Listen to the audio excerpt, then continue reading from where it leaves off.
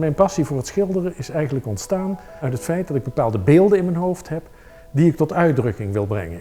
Ik wil ze uitdrukken. Ik wil als het ware dat beeld bevrijden. Ik wil het tot realiteit brengen. En dan laat het me pas met rust. Ik maak schilderijen en daarnaast heb ik ook een aantal veelluiken gemaakt. Dat zijn grote werken met scharnierende deuren die meerdere voorstellingen hebben.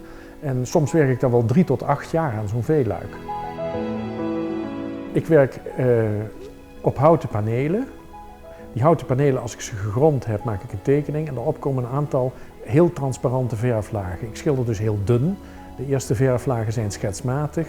Die daarop volgen, die zijn transparant en naarmate de bovenste verflaag in zicht komt, wordt ook de tekening steeds preciezer en de detaillering steeds groter.